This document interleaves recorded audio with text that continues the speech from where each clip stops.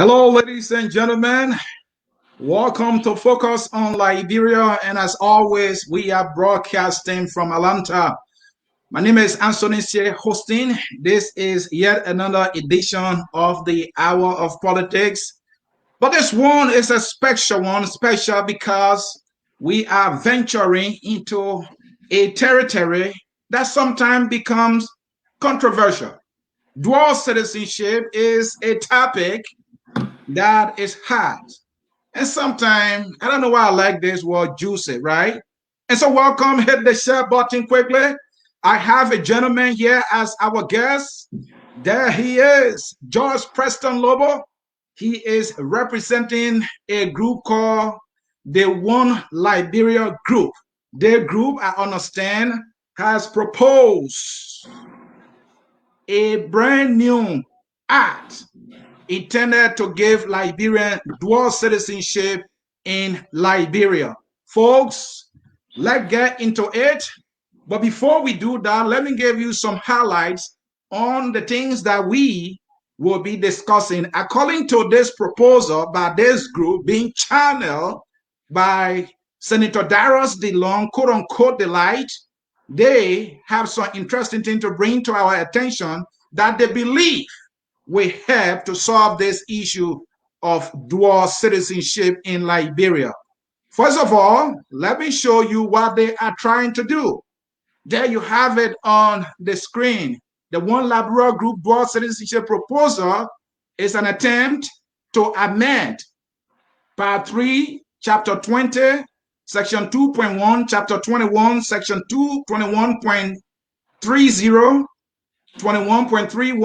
21.51, and so forth in the Alien and Nationality law of Liberia. They believe doing this will be able to solve the problem of dual citizenship because it is this law that forbids one from maintaining their Liberian citizenship when they acquire another citizenship in another country. And so, folks, these are the things that they are looking at that they believe will be able to solve that problem. In their proposed act, they try to address the issue of citizenship by birth. So we'll talk about that. And according to Article 2 of their proposal, citizenship by adoption, they say that will help to solve the problem. And then Article 3, accusation of Liberian citizenship by marriage. They said they have done some work there that will help to further cement dual citizenship. Article 4, children born outside of the Republic of Liberia to naturalize Liberian parents. They say their proposal has also done some work there to solve the issue of dual citizenship. Article 5 of their proposal, right to reside outside of Liberia. Also, reports on naturalized citizens regarding in foreign land, and also accusation of other citizenship, and finally, the restoration of Liberian citizenship. Now, so they have touched on a lot of things, but again, let me not bore you with the introduction, but I just wanted to give you a juice of this thing before we can get started so that you will know what is coming. George Preston Lobo, comfortably seated. I understand he is one of the spokesmen of this group. George, welcome to Focus on Liberia on the Hour of Politics. How are you feeling? Thank you very much, Mr. C. Just for status, I am the head of the communications committee from the One Liberia's group. I'm doing very well.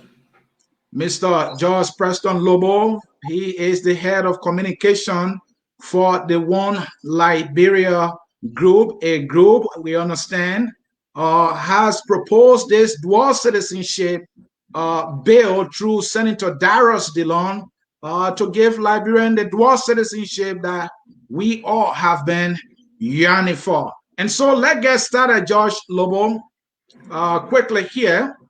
And so this group, when was this group established, first of all? It was a group established recently. Once the referendum had passed, that resulted from the December 8 election, some concerned Liberians saw the need to come together to forge a path forward and to submit a bill. And one of the reasons, Mr. C, is simply because in the past, it has always been bills originating from Monrovia and the diaspora going to Liberia and having to listen to it and then go along with what has been proposed to us.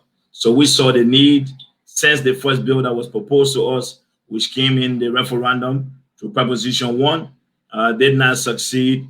We thought it wise as Liberians who were concerned about this issue and that we do a job and propose a bill and let us see. This is the very first time, Anthony, in the history that a bill have originated from the diaspora, and that is why. So we came together this year, basically.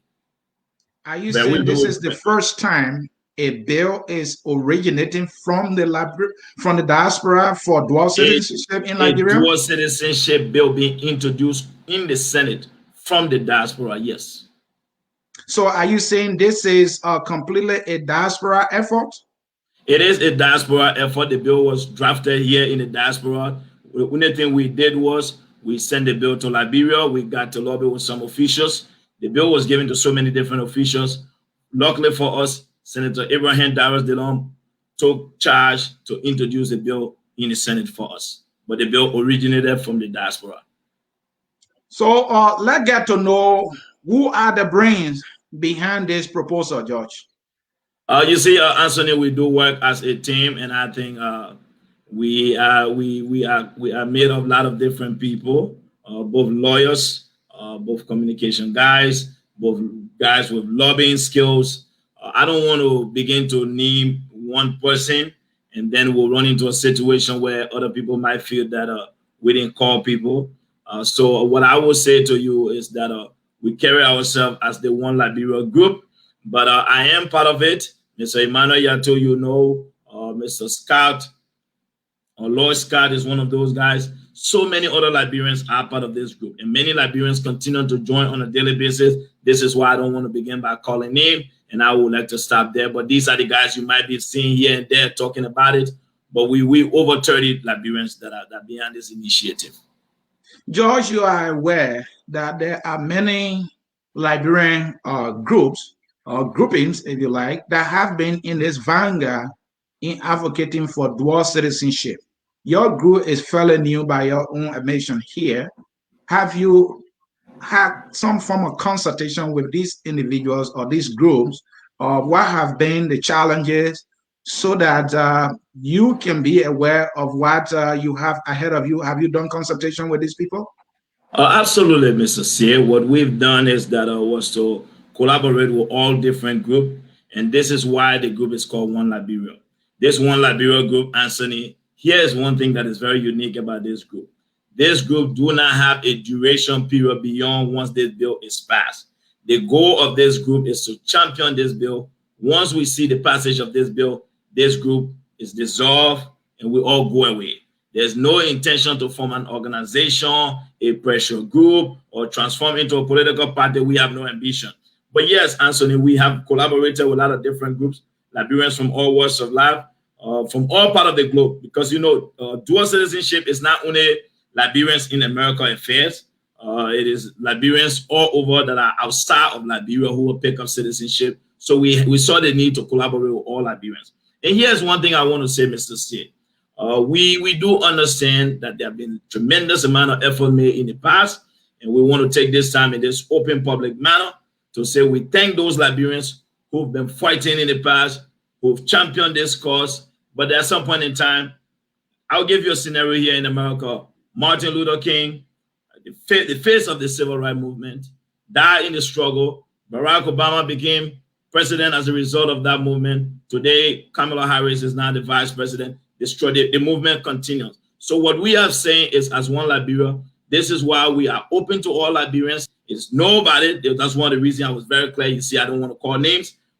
And then, like all of us in the diaspora, you are welcome to come in, pitch in, give your contribution, because it is all of us effort, and that is what we're trying to accomplish. And George, the next question that I have to ask you is that how is this One Liberia Group different from all other Liberian conference on dual citizenship? You are aware there have been a lot of groups that make effort, they made many attempts on the ground, talk to politicians, president as well, and nothing happened. So how are you different? What make you think that you're so different that this thing going to be like a magic wine? Mr. C, I'm a very optimistic young man, and as a Liberian, I'm always hopeful. What makes this One Liberia Group different from the All Liberians Conference on Dual Citizenship? There's a couple of things, Anthony. This group, given the existence of this group, in no time, Anthony, we've been able to introduce a bill in the Senate originating from the diaspora. Tackling the problem, going to the core of the problem. Like I said, we give credit to all those who have fought this battle before us. We acknowledge it. We know so many other groups have tried. One Liberia have been fortunate for the first time to have a bill on dual citizenship brought before the Liberian Senate that is currently in committee and that should be making its way to the Senate floor for a decision to be made on it before the Easter break or right after the Easter break. And this is why One Liberia Group is forging ahead, ensuring that they can have their team in Liberia to continue to engage the folks on the ground, make presentation, provide clarification, answer questions so that we clear out all doubt, what the goals are, what we seem to want to accomplish, and proceed from there. So, George, tell me, this proposal, your group proposed this through Senator Darius DeLong, or it is Senator Darius DeLong who is the progenitor of this bill? Let me say this, Anthony. No bill gets passed by one senator in any Congress in the world. But for a bill to be introduced, we thought it wise to have Senator DeLong introduce a bill for us. Again, Anthony, you must understand, our goal is to lobby all senators. Not only right now, we do have Senator Sir Joseph, who have said he is going to co-sponsor the bill. Senator Sir Joseph is going to be holding press conference on this issue. Any moment from now, he is in support of this bill. So DeLong only got the bill for us on the floor. It could have been any other senator. Fortunately for us, Senator DeLong mustered the courage, and he did it for us. He introduced the bill and brought it to the Liberian legislature, which we thank him for it, knowing Senator DeLong passed on the issue of dual citizenship, and we appreciate him for that. And that's all. So the rest of the work now is on us. It's on our shoulder to continue to engage other senators. And George, I think it's a wrong calculation, and this is a debatable question on your part as a group to use Senator Darius DeLong, by your own admission, has been against dual citizenship, either entirely or in some form. Since the dual citizenship debate started, DeLong is on record for campaigning against the just ended referendum, which was intended to give Liberian dual citizenship. You, George Lobotu, on record, along with DeLong, for campaigning against that proposal. What makes you think DeLong is the best person to introduce something, given his past history of being against dual citizenship? Thank you very much, Mr. C. I think you've done a very good job with this question. I think this question is going to lead us and answer every other question that anyone may have. Guess what? It is true that Senator DeLong have had positions on the issue of dual citizenship. But I want us to be very clear here on the records. Senator Abraham Darius DeLong have not been against dual citizenship. What Senator DeLong have said in the past was that he wanted dual citizenship with restrictions. So I, George Lobo, did not campaign against dual citizenship. No, I've always been for dual citizenship. My position have always been that I want a clean dual citizenship bill. So I have not campaigned against dual citizenship.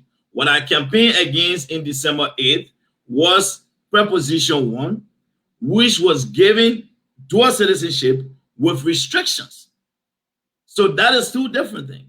So what I'm saying now, I am all for something that is going to repeal what originated and what gave birth to the Proposition 1. Once we repeal those sections in the Alien and Naturalization Law of 1973, which strips a Liberian who pick up citizenship abroad, then automatically the issue of restricting and not restricting goes away, and the issue of dual citizenship is laid to rest. So I want us to state the categorically clear here. George Lobo, Abraham Darius DeLong, we have not been against dual citizenship.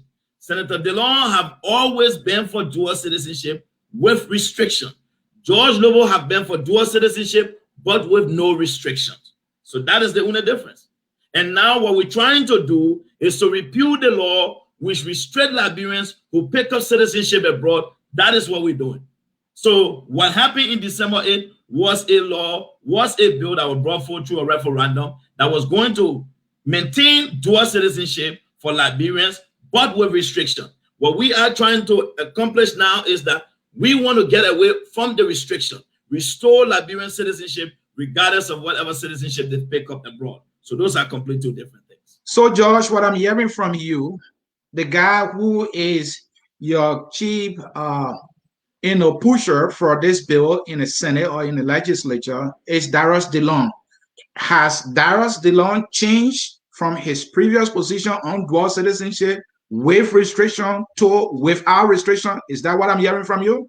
So let me be very clear. I don't want this to be all about DeLong, but let me. No, it's not about DeLong. No, he is the guy you chose. You make that hold on now. Let me answer that.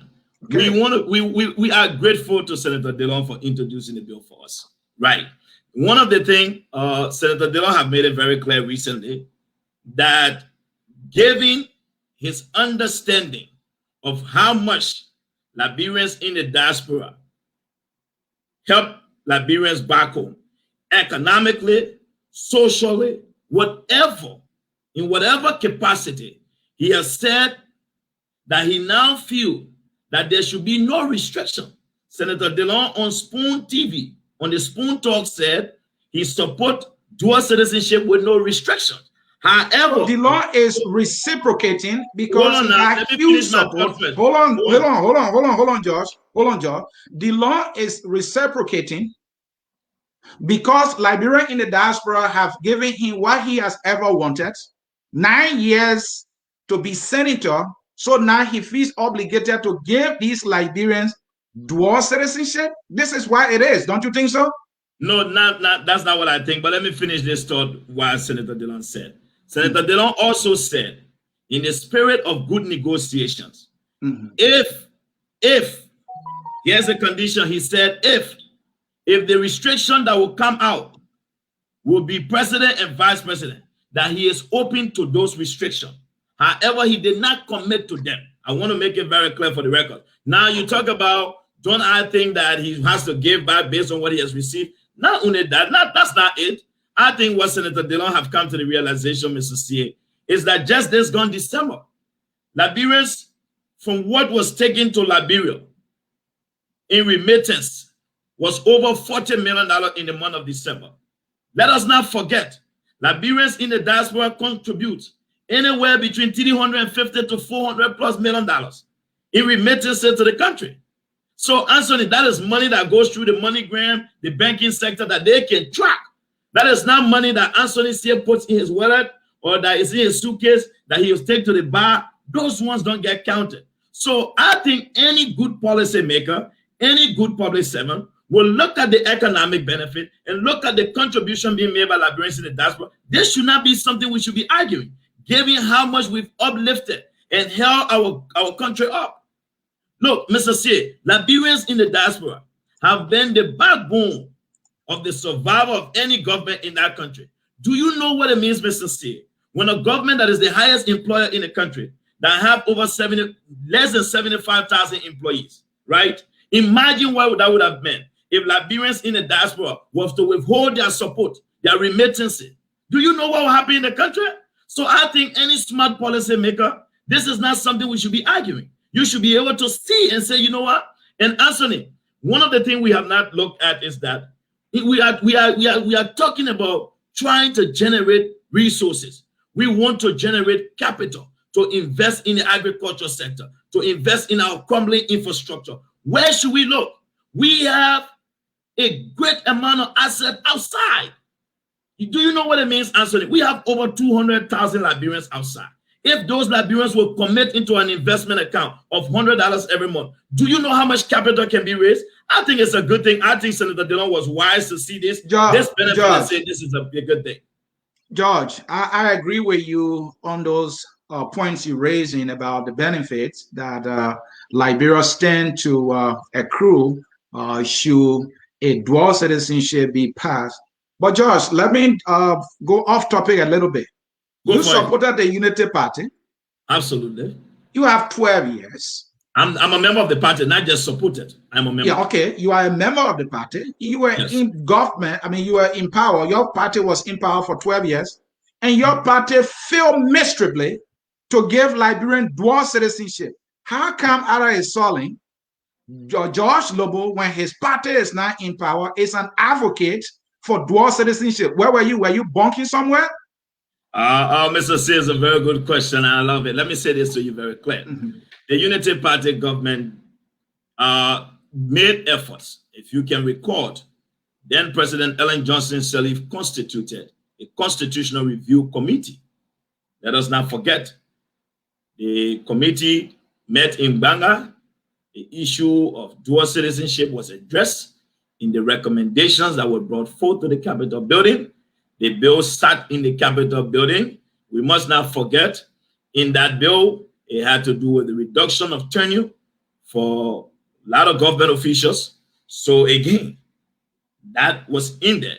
We can go on and on. What I'm not prepared to do today is to list the efforts that were made by the Unity Party government, which stalled in the House. We must not forget, George, let me finish. George, don't bore me with the history. You have 12 years to give Liberian dual citizenship. Your government failed. Hold on. Can you agree that your government failed to give Liberian dual citizenship in 12 years, George? Mr. C, let me finish my statement. George, I don't want to bother about the efforts you made. No, can you admit that your government, the Unity Party, failed 12 years to give Liberian dual citizenship? No, I won't say the party failed, because guess what, Mr. C? Mr. C, rather. The party invested heavily in a constitutional review committee, which recommendation was brought forth. A bill was sent to the legislature. Our party, which believed in democracy, which respected the separation of power, which respected the function of 3 branches of government, we were depending on the legislature to act. Let us not forget, it was not only the issue of constitutional review or the dual citizenship bill that stalled in the House. What about the fast track code to prosecute and fight corruption, financial crime? Are you saying that the Unity Party, when it was in power, had a dual citizenship bill that failed in the national legislature? Mr. C, you can record. I'm asking you a question. The Unity Party had a dual citizenship bill that failed in the Senate. Yes, there was a bill submitted with restriction that came from there, which had to do with the president and vice president, which had to, as a result of those recommendations, the presidential term was reduced to 4 years, if you can record.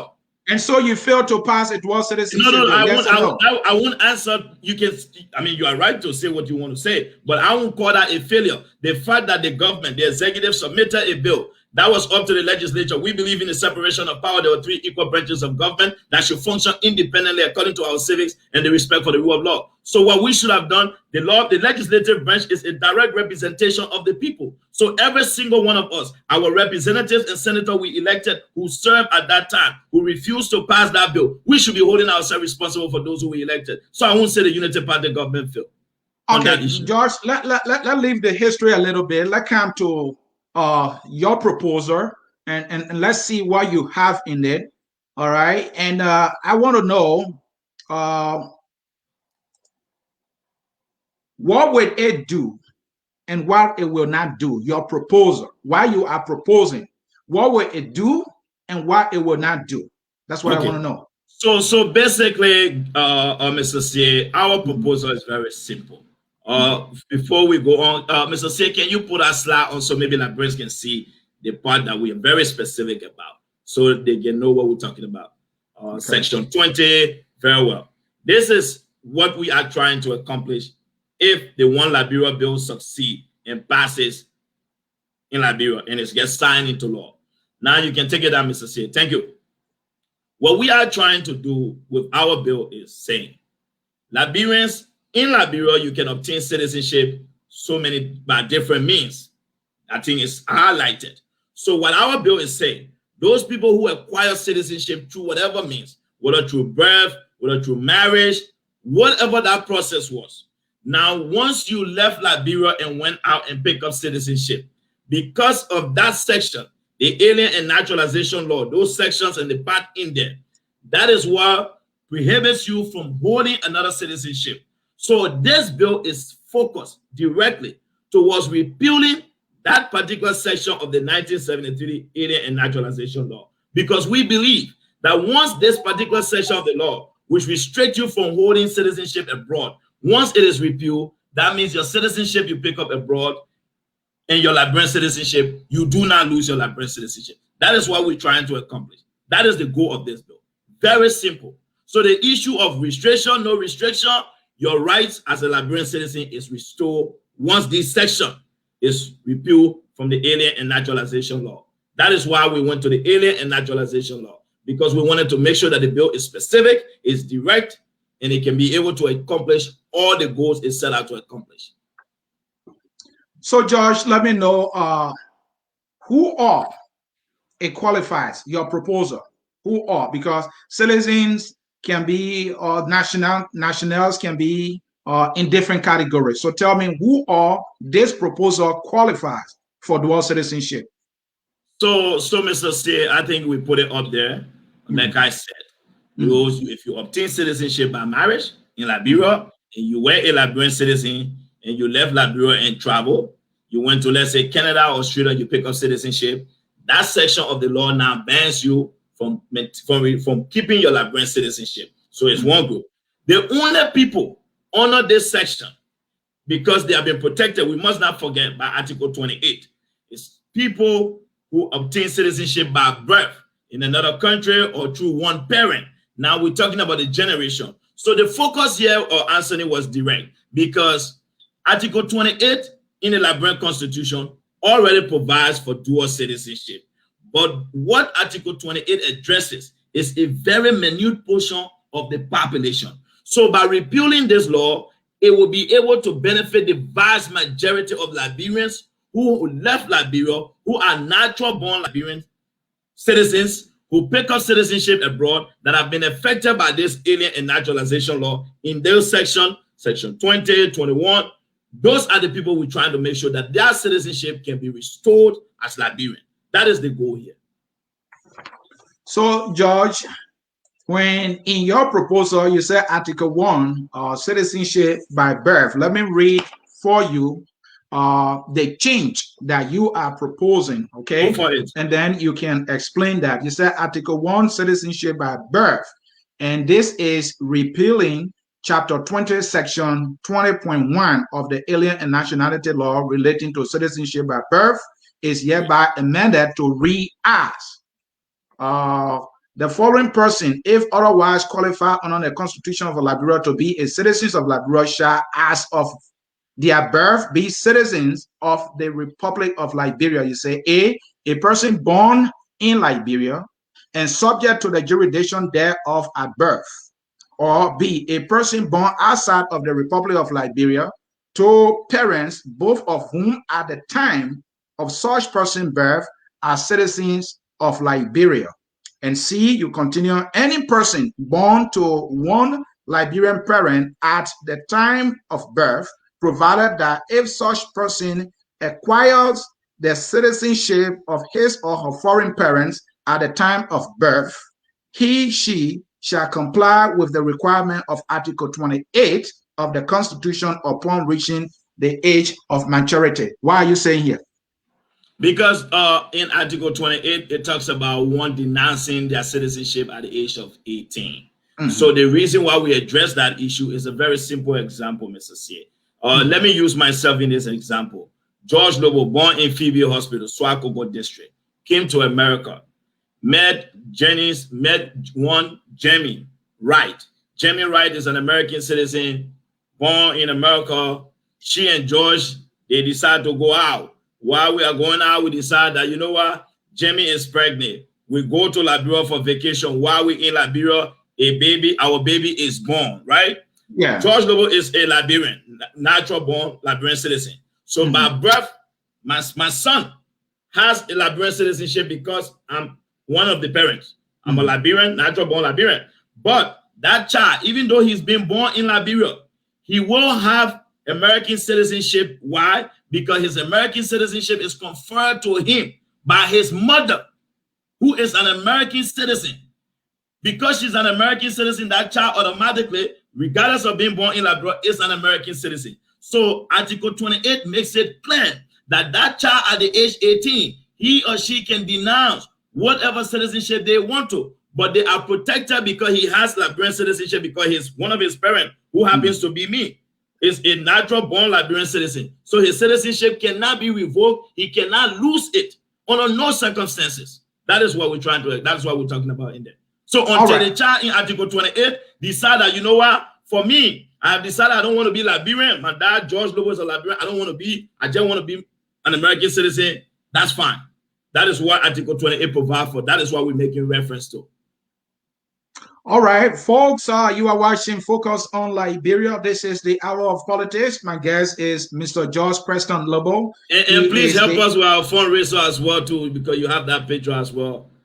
If you can, don't forget. George. Yeah. Don't interrupt me like that. Again, folks, watching us here, Focus on Liberia, the Hour of Politics with me, Anthony C. My guest is George Preston Lobo. He's trying to raise some money in the middle of the show here, but George, we will put that on the screen for you. And you are watching the Hour of Politics. Mr. George Lobo is the head of communication for the One Liberia Group, a group organized for the advocacy of dual citizenship in Liberia, and they have a proposal that is in the Senate. They're using Darius DeLong as the guy to push it through for them, and this is what we are discussing. If you are just joining us, welcome to the discussion. George, let me bring in a few comments and hear what folks are saying right now. Before you go, let me make one clarification on something here. When we're talking about the one parent, and I left out the issue of Negro descent. Okay. Folks, if I use myself, George Lobo, as born in Swakopmund District, and born at Phoebe Hospital, Swakopmund District, who is George Lobo? Am I white? Am I Lebanese? I mean, come on now. So that's what I mean by that. So the issue of Negro descent is applied, but I guess for law purpose, for the sake of the conversation, let me use the word who's of Negro descent, meaning that's why I wanted to just make that clarity on. That is one of the issues. But go ahead. Thank you, George. Let me bring in a few comments here. Anthony, Mr. Yato is waiting for you to send him the link. I did. Let him check his WhatsApp. Mayfi Deco, because other countries have restriction, doesn't necessarily mean that Liberia should do the same. Well, Deco, their proposal, according to them, actually eliminates restriction according to them. So I don't think they are proposing anything, but I think he's making a point. Also, the Alien and Nationality Law spoke only about natural-born citizens. How about our case born outside of Liberia, for example, those born in the U.S.? Okay. You want me to address that question? Yes, go ahead. Okay, so that is a very good question. Now, those born in the U.S., the circumstances, we must not forget. That is where Article 28 comes into effect, Mr. C.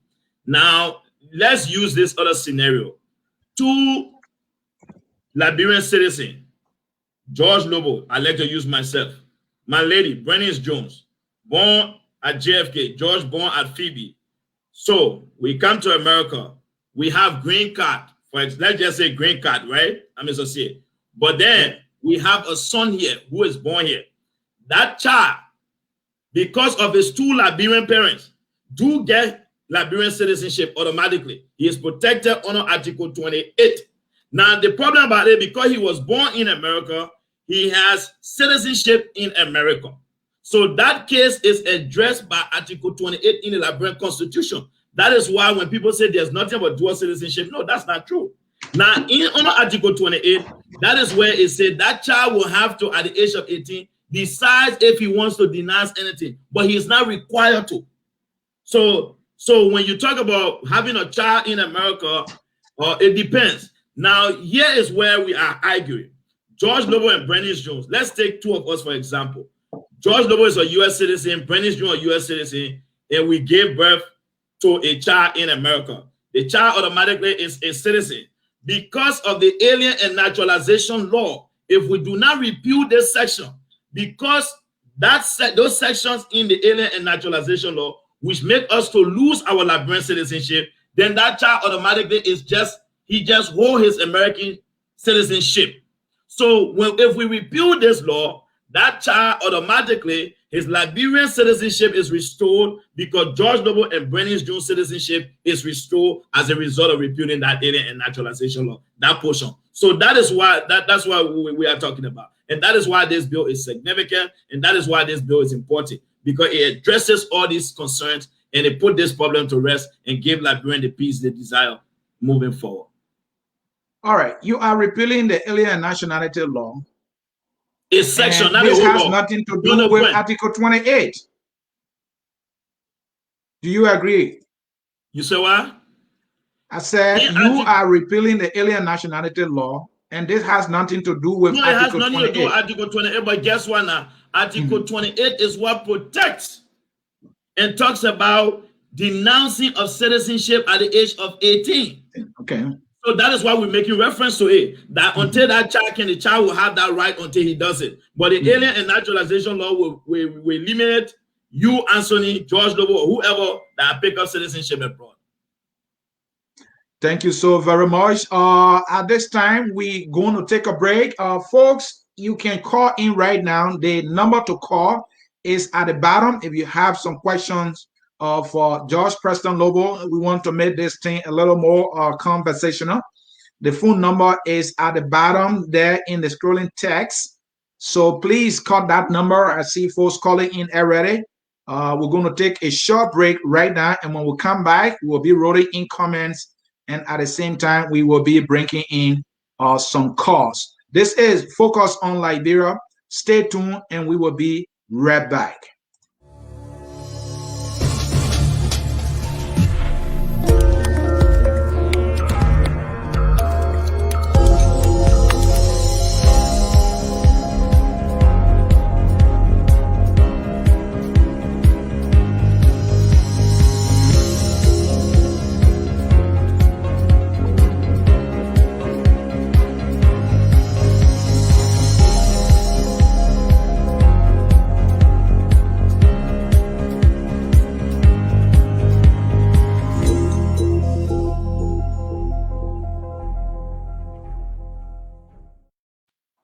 All right, folks, thanks for staying with us. We are right back with you here at the Hour of Politics, and this is Focus on Liberia. We have a caller. Let me bring that caller in quickly. Caller, your name and where you are joining us from. Welcome to Focus on Liberia. Yes, thank you, sir. My name is Benjamin Kofafani. I'm calling you guys from the great city of Seattle, Washington, USA. But I would like to I would like to say a few things to your guest. The first thing I would like to note is that I would say it's unfortunate that from the onset of the program, this bill is such a very important bill, and he failed to name the team, the people who assembled this bill. I understand he could say the team is large, but we actually needed some key organizers so that we can know the bedrock upon which this bill is based.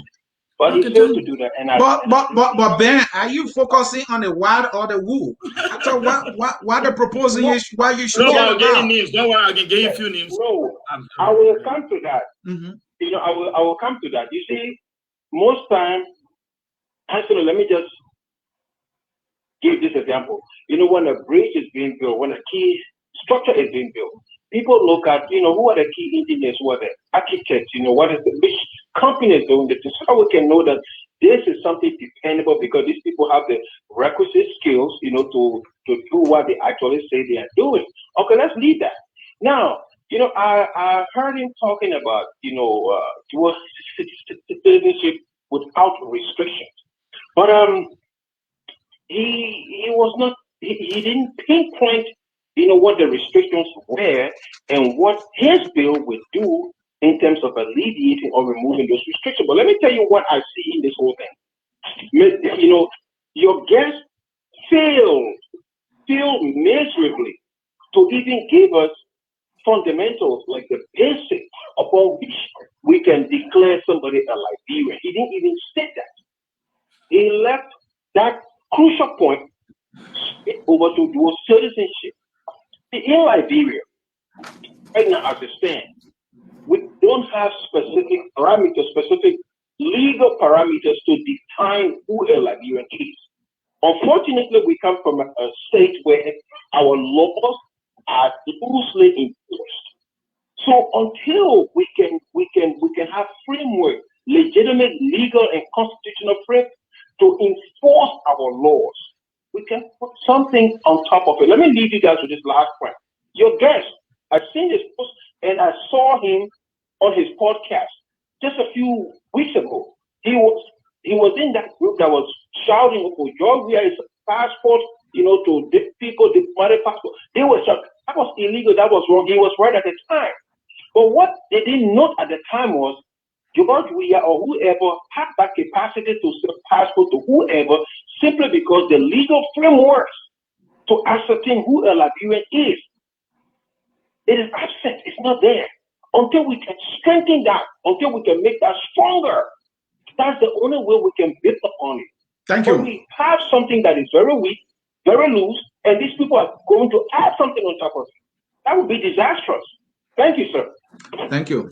I would like to respond to the caller why it is fresh, because there's a lot of things that was said that's far from the truth. He said I did not list anyone as a result from our team. I made mention of Emmanuel Yato. I talk about Lloyd Scout. So it's unfortunate that he would say that I didn't call name. I just said because the list is long, I didn't want to proceed with every single name. I gave him 3 names, and I also told him that I was part of the team. And Samuel Jackson is also part of the team. We have Ava Toba in Liberia, who is also part of the team. Like I said, I was not in the business of sitting down and naming every single person because the list is long. But again, let me proceed with something he said, which is not true.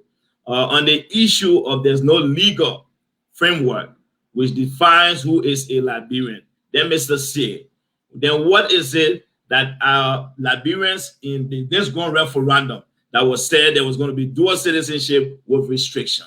Our bill intention is very simple, Mr. C. Whatever legal framework that has been used to denounce Liberians, natural-born Liberian citizens who left Liberia, who went outside and picked up citizenship, or those who naturalized in Liberia, or who obtained citizenship through marriage in Liberia. What we gave you the 8th category. What I would recommend, Mr. C, please do us a favor. The bill is huge. If after the show, if you have the chance to please publish it, I want Liberians to read through it, because people can say, for the sake of the show, this is an hour of politics. I am not going to sit down and read out the entire bill for you. I can answer questions and talk about the specific, what we're trying to accomplish, what is our goal, and that is what I'm trying to do here today. So on the issue of why we'll come out now when we're against Mr. We are on the issue of passport, it's unfortunate, so that's not true. On the issue of passport, our argument was very simple. When it was reported that Liberian passports were being sold to drug cartel and people who suspected to be terrorists.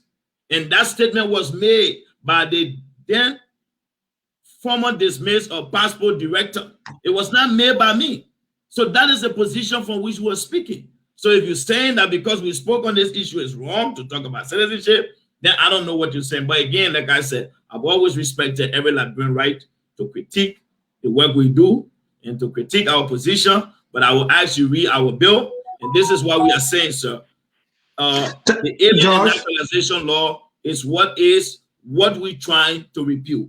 Those sections that restrict or take away Liberian citizenship because they pick up citizenship abroad.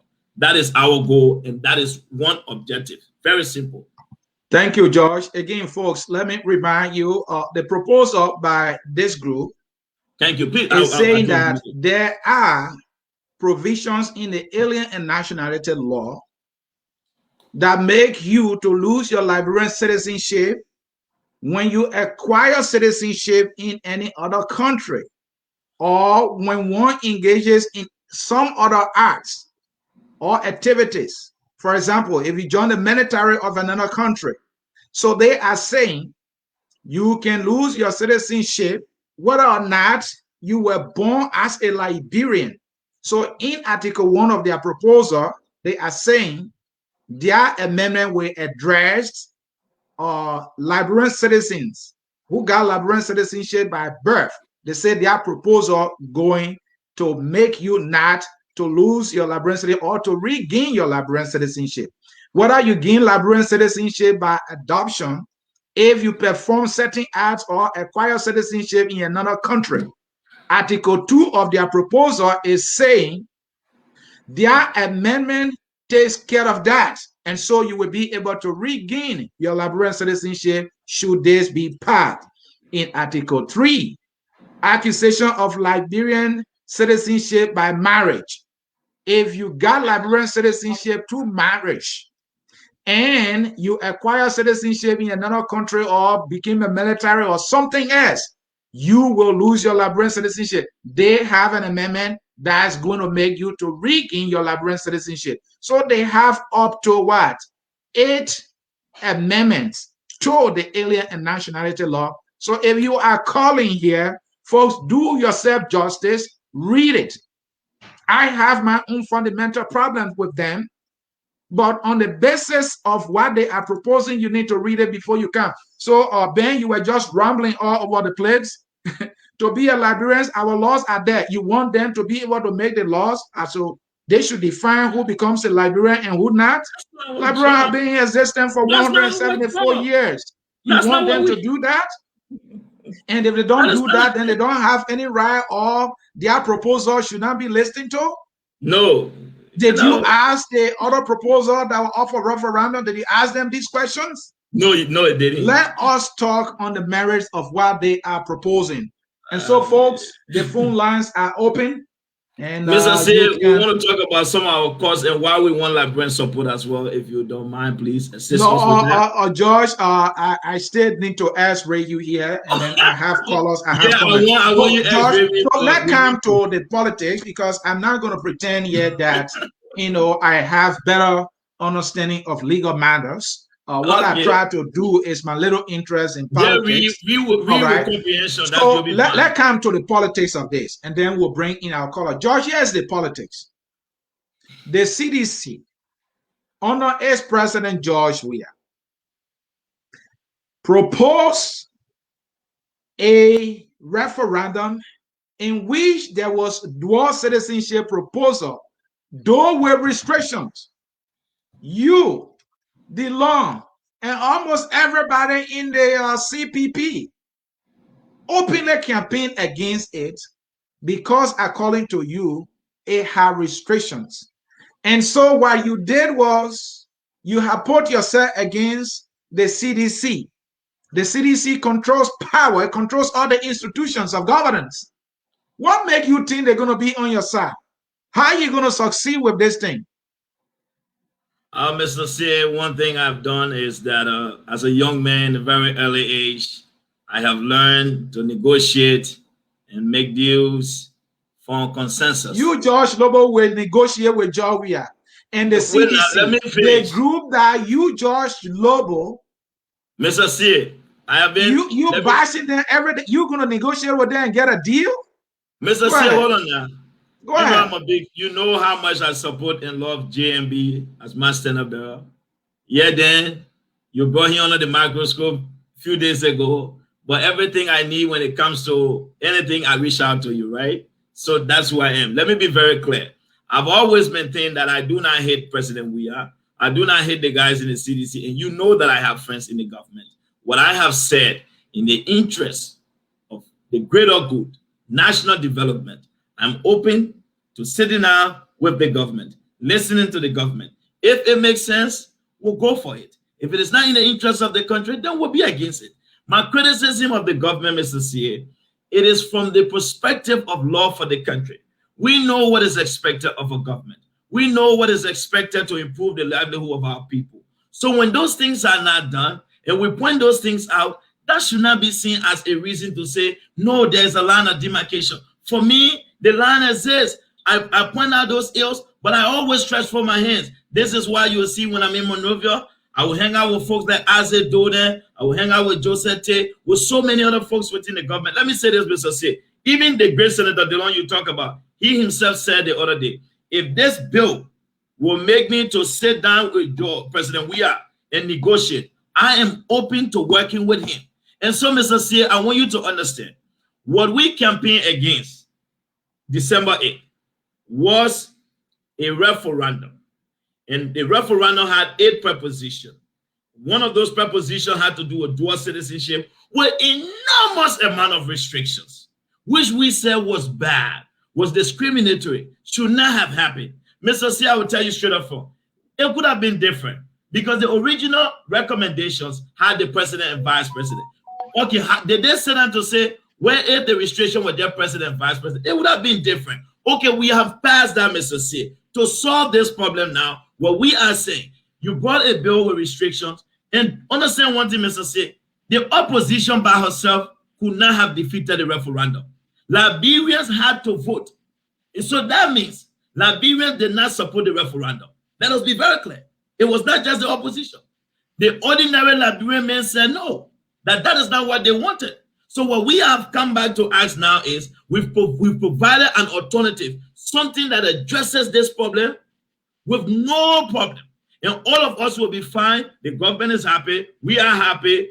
The people on the ground are happy. And that's where we are, Mr. C. Then two questions or two issues there, George. Go for it, Mr. C. So at the time, the government was working on the referendum, all right, or their proposals for referendum.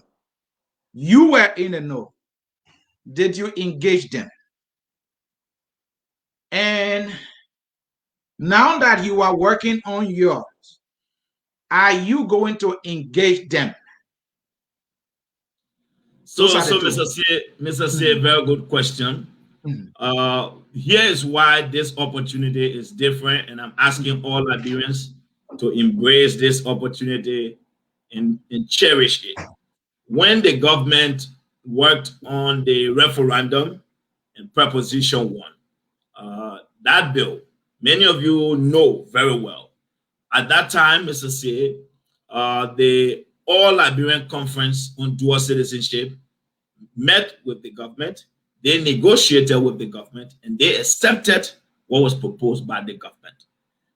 For whatever reason, that told you, that made it clear that Liberians in the diaspora did not support that negotiation, did not accept that deal. So what we are saying is that we thank that effort. The fact that Liberians did not take up that other option. What we are doing is providing an alternative. You brought something forward, granted. The Liberian people did not accept it. We thank them for that. We've now proposed something. We believe that Liberians all over, both at home and abroad, this is where we all will be happy and move forward to developing our country. Now, on the issue of if I'm going to be able to lobby with them, this is why I made it very clear. Senator Delon introduced the bill for us. We do have Senator Sahali Joseph, who is going to be making a press statement on this bill. He is, as a matter of fact, a co-sponsor on this bill, which he has made commitment to. We've spoken to the mayor, Mayor Koji, as well is in support of this bill. This bill has been also brought forward to the Minister of State for Presidential Affairs, Nathaniel Falomage. The reason why you saw me talking about our fundraiser initiative, Mr. C, we want to get a team on the ground in Monrovia by this Sunday, because we want to ensure that we engage policymakers. We want to make sure that where they have doubts, where there are questions that need to be answered, that those questions will be answered, and where we need to provide additional clarification, we can provide that clarity for our people, so that when it gets to the Senate floor, there will be no issues, and then we can be able to have it. So yes, Mr. C, we are in consultation with them on a one-on-one basis, but the team, the One Liberian Group, is going to dispatch a team that should be leaving the United States by no later than Sunday to be in Monrovia that will make presentation. We are open to sitting down with the president and having this conversation with him. I don't know who all will be heading, who all will be on that delegation to go, but come what may, Mr. C, if I'm on that delegation, I'm 100% open to sitting down with the president and making a case on this issue and why we need this proposal to move forward. Thank you so very much. Let me read some comments. Folks who are calling, I see you here. Stay on the line. Let me read some comments, and then we will be able to bring you in. This one from Dave Jai. President Weah is married to the foreign lady who is now the first lady. She is the closest to our center of power. His party has the audacity to restrict our restrict a natural Liberian. We will disregard unjust laws. Let me read this one from Peter White. George, really? Senator Dillon will only sit with President Weah to only pass a bill? That person is asking the question, and I can just imagine many reasons why that person is asking the question, because Dillon is on record for referring to President Weah as complete evil, pure evil. You call a man pure evil, and you're going to sit with him. Politics is something else. Let's come to this other person, Oza, George Lobo, disrespectful to the president. So we are got you where he wants, he writes. All right, let me see this one from Francis Bill. Francis writes, it is so sad and shameful that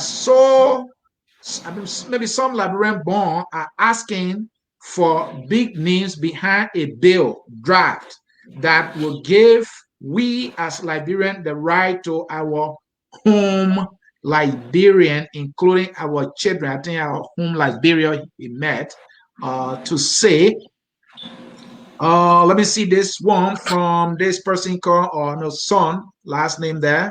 If a Ghanaian take a Liberian citizenship, what are the restrictions for such person in that proposal, George? That is a question. Maybe you should mark that one. I think it's a significant question.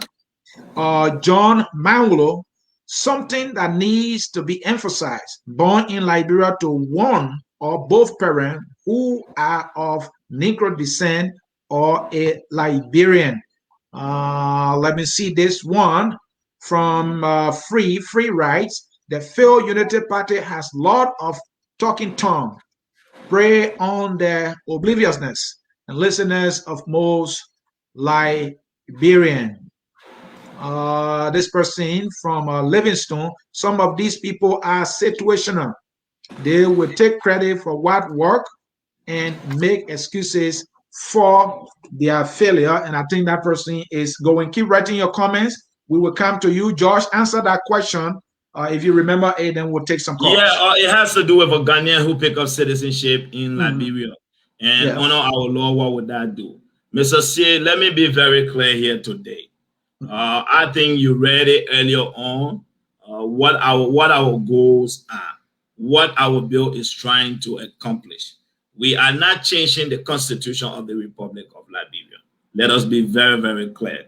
The Constitution of the Republic of Liberia makes it very clear as it relates to who picks up citizen, an alien who come to Liberia and naturalize. That is very, very clear.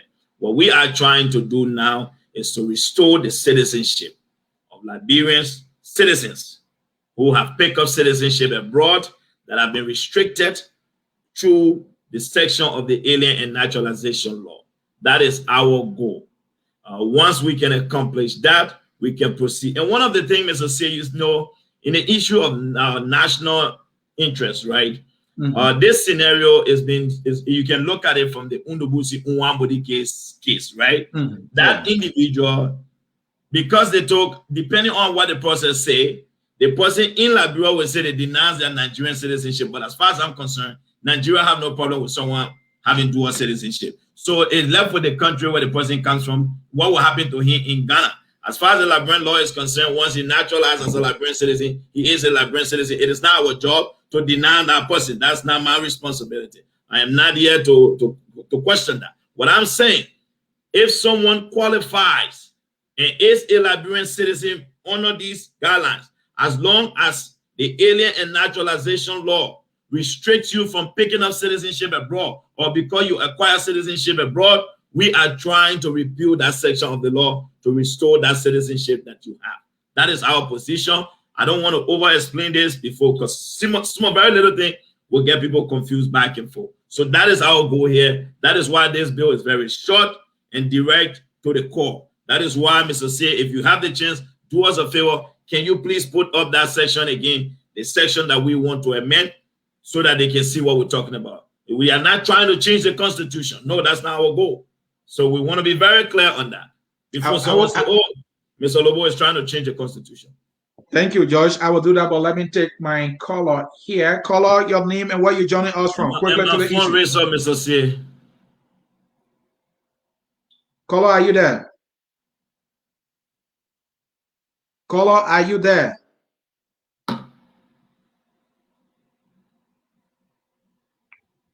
Caller, are you there with us? Hello? Yeah. Is this Leo? This is Leo Theo Swore, aka Uptown Theo. All right. Yeah, yeah. Quickly to the issue, Leo. Yeah, okay. First and foremost, I want to tell them whatsoever they're doing, it would die for a rapper because the first is you got your give respect Liberia to the letter, okay? Right now, Lobo is telling me that Elon will go sit with the president because they want a so-called bill to be passed. And we had the opportunity to pass that bill. You know, wherever we have an issue with in some of the clauses, we could go back to the bill and say, you know what? Although we pass the bill, we'll have issues with certain clauses in the bill, but we'll go back and redo that. But rather, instead there, they allow government to spend huge chunk of money all under the pretense of being opposition and be under the pretense of being a disturber of the peace in Liberia. Right? They said that the bill didn't pass. Now, the fellow who calls himself the so-called light, the national fellow, because they have money to waste and they collected money to give the belong to go and back or lobby for them to pass the bill. You know, they pass the bill in order for them to have something called political boost or political win. I can tell Lobo for free. Whatever they do, I'm in America.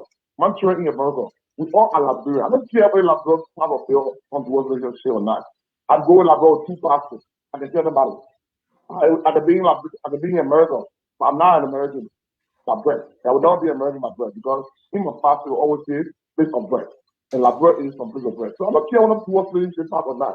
But Lobo should understand that today. That if they want the right to be done. If you are respected the president, not because it's George, we are who propose it. But now, today, an individual, I don't want to hear me ask the so-called Plateau Lantern life, right? We want to use that individual to go and pass the bill, and we want that individual to say the president, what kind of right? You shouldn't hear that here. Thank you. Right? Thank you. No, listen, one minute here. Please, 1 minute. As compared to Lobo then, who's for them to educate people, right? If you're going to sit there, a man who cannot even show his classmate, cannot show his schoolmate, cannot show anybody who's starting in school and he's got to deal with, right? This guy will run you guys around. They show that definitely you got proven to belong that. All right, Leo, thank you. I think you make your point. Leo, thank you. I appreciate your contribution. Let me respond to that, Mr. C. All right. And George, let me add to what he said, right? Because there was so much money put into this. And you have been in the vanguard of complaining about this government wasteful spending, you will say. So the government spend millions of dollars and you have to kill this thing. And now you want us to spend money again? Go ahead. Mr. C, you see, it's very simple. This is why we've been very clear in advising the government. I think the government, this is the time for the government to listen. We made it very clear from the onset of the government's campaign that indeed it was not necessary because the first, let's not forget, Mr. C. People keep saying that the government gave dual citizenship and you guys rejected it, and now you're coming to support dual citizenship. That is not true. I think, Mr. C, you should do us a good job and help our brothers and sisters to set the record straight. What was proposed in the referendum was dual citizenship with enormous amount of restrictions. Mm-hmm. What we are trying to achieve here is different. It is restoring Liberians who pick up citizenship abroad, Liberian citizenship back to them with no restriction. That's why we want to repeal the Alien and Naturalization Law, that section. So two complete different things. But again, like I said, I have respected everyone's right to express their opinion.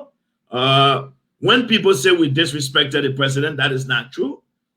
We've seen presidents submit bill. If the bill is not right, is not done properly, the bill will die. So that is what happened. This bill, and let's not forget, Mr. C, Senator DeLong, all the senators supported this referendum in the initial stage. The referendum itself, which had 8 propositions, the Liberian people rejected it. And what I campaigned against was proposition 1, which was dual citizenship with enormous amount of restrictions. I have been clear on the record for that. So what DeLong was for it before he was against it, right? Yeah, but listen, Mr. C. Sometimes these people are senators, right? They are policy makers.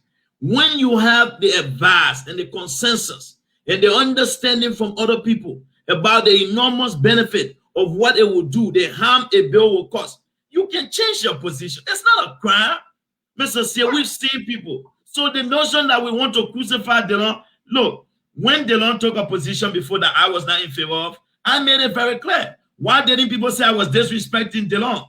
So why is it when I disagree with the president's position, all of a sudden we are disrespecting the president? I have disagreed with my own party's position. I have disagreed with UP senators in the legislature. No one has said I was disrespecting them. So now that I disagree with the president or a particular position from the government, that means I'm disrespecting the president. I would never disrespect the president. You know that. I have never insulted the president, but I have called out the president on his wrongdoing. When he has done something right, I have thanked the president for that. And I have the proof on my page. When President Weah began to appoint young people in his government from the onset of this government, I went on my page and I thanked the president. And I said, this is a good thing. You young people go and serve well. When President Weah delivered his first State of the Nation address, I wrote on Facebook and I said, wow, I am proud. This is the president I'm looking forward to hearing. So why should we say this? You will not always have me celebrating the president. No. When the president does the right thing, I will celebrate him. When the president does the wrong thing, I will call the president out. And let me say this, Mr. C. People are telling us that you guys should have accepted it and then maybe we'll go back and fix it. Mr. C, you said from the onset of this show that for the past multiple years, decades and decades, people have been championing this cause. See where it landed us to proposition 1. If we took all these years to get proposition 1, are you telling us to accept it and take out another bunch of decades to get us forward? So we said, and let me say this clear, Mr. C. In business, it is very clear. A no deal in business is always going to be better than a bad deal. So the notion that people tell Liberians to accept a bad deal because it is better than having no deal, that is wrong.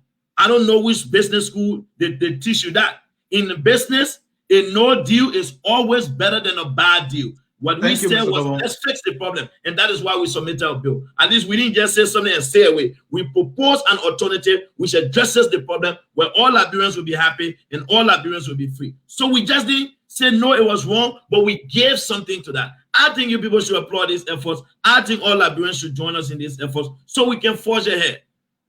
Thank you, Mr. Josh Lobo there. He is the communication head of the One Liberia Group that has proposed this new dual citizenship bill. to amend certain provisions in the Alien and Nationality Law so that Liberians who have lost their Liberian citizenship because of acquiring citizenship of other country can regain their Liberian citizenship. And to do that, let me remind you, their proposal will be able to make Liberians who were natural born, meaning Liberian citizenship by birth, but have to lose their Liberian citizenship because they acquire citizenship of another country. Those people will regain their citizenship. There are other Liberians who gain citizenship by adoption, but when these people acquire citizenship through other means, they will also lose their Liberian citizenship. Their proposal is saying it will correct that. Those Liberians in that category will regain their Liberian citizenship. They are also saying, according to Article 3 of their proposal, accusation of Liberian citizenship by marriage. If you gain Liberian citizenship through marriage, and then you went and acquire citizenship of another country, you will lose according to the current law, I think you lose your Liberian citizenship or you are not a Liberian. But this particular law will be able to give you your Liberian citizenship. And they also talk about, children born outside of the Republic of Liberia to a naturalized Liberian parents. And then they also talk about the right to reside outside of Liberia. If you look at the Alien Nationality Law, if you are a Liberian, you left Liberia and reside in other country for X amount of years, according to our law, the current Alien Nationality Law, for some reason, you will lose your Liberian citizenship. And then, so there are 8 proposals in total, restoration of Liberian citizenship. There's a provision as to how you can regain or restore your Liberian citizenship, after maybe you have become a citizen. So their proposals took into consideration all these provisions or these sections. Let me bring it out here for you to see. Thank you.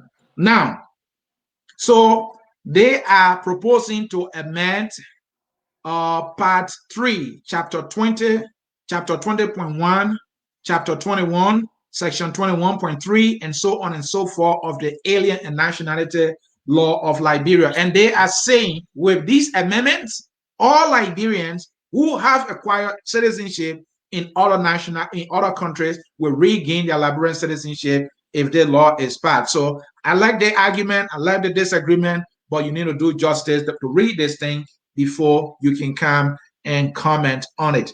I have a caller on the line. The man is called Pape Flomo. The guy I've been running behind him to come here as a guest. We agreed, my man, you will not be on video, and he can't come. But the guy get big mouth. Pape Flomo, welcome, my brother. We'll go to the issue. Yeah, thanks for having me. And with my mouth is not big, it is small. Go ahead. Now, first of all, George Lobo keeps saying we are not changing the Constitution. We are only amending it. No, not the Constitution, the Alien Nationality Law. Not the Constitution, but the Alien Nationality Law. Go ahead. Yes, thank you for that. Yes, okay, good. He said they are not changing it, but they are amending it. If you amend something, you effectively change it, whether for good or for bad. There is some change that is going to go on. So you should say, "Oh no, we are not changing it. We're just amending it." I think it's a play on of words, just to convince Liberians who are unsuspecting. If you are amending something, yes, you are changing it. Whether you change it for good or bad, or for the worse or better, that's a whole different thing. But if you amend something, yes, you are changing it. Even the actual dictionary meaning for amendment is change. So let's just clear that out. Yes, you are changing it. Now, number 2, Mr. Lobo keeps saying that this is the law that every Liberian likes, and all Liberians should support it, and this is something that all Liberians agree with. So what Mr. Lobo is trying to say, he's referring to Liberians in the diaspora, because most Liberians, if not all, at least a substantial percentage, maybe high 90s, they will agree with this law because they have dual citizenship of other countries, and they want to regain Liberian citizenship so that they can run for public office in Liberia, maybe president or vice president or other positions. So if he's saying Liberians, he should be specific. He should say Liberians in the diaspora. But he should not say all Liberians, because the last time I checked, I sent somebody on the field in Liberia, in Grand Bassa County, Montserrat County, Banga, and other places to ask Liberian citizens, those that live on the ground, those who have never traveled before, to ask them whether they want dual citizenship with some restriction or dual citizenship with no restriction. 96.7% of the respondents from those people, they want dual citizenship with some restrictions. And that is what we had on December 8th. But George Lobo convinced the law to convince the people to vote no to the dual citizenship that would have had some restrictions, which of course that's what the people wanted. And now they are giving them something that the people do not want. Let George Lobo go back to Liberia and ask the people, do you want dual citizenship with no restrictions? And let it get the response of the people. And let me conclude here. Like I said earlier, when George Lobo says all Liberians, he's not referring to Liberians in Liberia. He's talking Liberians in the diaspora. And then finally, Mr. Lobo, this is just an advice from me to you. You can take it or not. When I see you, most of these platforms, you have too many animations. You wave your hand in the air, you nod in your spin, you turn it around, you make some spin. You in Liberia, we say you beat for the fact. That is very unnecessary and unprofessional. Try to cut down the animation. When you cut down the animation, you appear very professional on this show. That's what I got to tell you. Thank you very much, and God bless you for having me, my brother. All right, thank you, Josh. We have a lot of callers. Let me take let me respond to this, Mr. C. Josh, I'm controlling the show, Josh. Keep it. Okay. You are having a lot of time here. Let's give others. Let's bring in the man, George Toto. George Toto, quickly to the issue. Yeah, thank you. Thank you, Arthur. Let me say thanks to George Lobo also too, and also his group that he represents. What I want to say that when it comes to the issue of the struggle of dual citizenship in Liberia, there are so many efforts that they made to that. So we're happy that if another group can come out, and make a case to Liberian people, at the end of the day, we all want a good result. But when it comes to the bureaucrats of bill, if you look at the history of the dual citizenship struggle like up to present, there are about 5 bills that have emerged. Some of them in the face of the dual citizenship struggle that have taken on to nowhere. And even when it comes to repealing that various articles that George is speaking of, we went through that so many times, even when Bertrand Daphne were protesting in the Senate. We went through that so many times with previous lawmakers. At the end of the day, it did not take us anywhere. It lead us to a proposition where for us to have certain restrictions, and then at another stage, we try to put another advocacy up to reduce or to limit the restrictions. However, it did not take us anywhere. So if another group come out, they want to take the count to help to restore citizenship Liberia, I think it should be appreciated, it should be applauded, and at the end of the day, we want a good result in affording Liberia to regain their lost citizenship. Thank you. Thank you. Thank you. George, let me take my calls. George, hold on. Let me take my calls. Hold on. Caller with phone number ending in 3599 from, I think, Philip or so. Welcome. Your name? Hi, my name is Anu Jet. I'm calling you from Louisville, Kentucky. Oh, okay. Go ahead. I have a question. Okay, I have a question for Mr. Lobo. Mr. Lobo. My first question to Mr. Lobo is why is it that what is the caller's name? Until the election commission comes out with the result of the referendum that went up, but the result haven't come out yet, and they are going out there requesting for wherever that they are voting. And then my next question to you is that what is Ghanaians came and got a citizenship of Liberian citizenship? What are some of the proposals that they are restrictions that they have put into that proposal for people that are coming about Ghanaians or Nigerians? I know for Liberians to have 100% restriction for that, declare or everything. But what about people that are coming from another country? And I always want to make a next remark to there's a caller that came out by the name of, I can't forget the name. He was questioning the education of that I think of that. Yeah, they asking for $1 billion to show a classmate or schoolmate. I hope you can come on your platform and give an example. Joe, we are classmates, and we one of the school Joe we are graduated from. Thank you. Thank you. All right, let me take the last caller, George, and then you can respond. Francis, be up quickly. Francis? Sir, how are you, sir? It's Francis here. Yeah, go ahead. Yeah, Francis, go ahead, sir. So now, I'm very shocked. I'm shocked here because this whole bill, draft, is something that will benefit every Liberian. But what I'm seeing happening here, many people have been reading it. I wasn't growing in Liberia, but when I saw it, I took my time to start going through it little by little. Many folks are not reading the bill.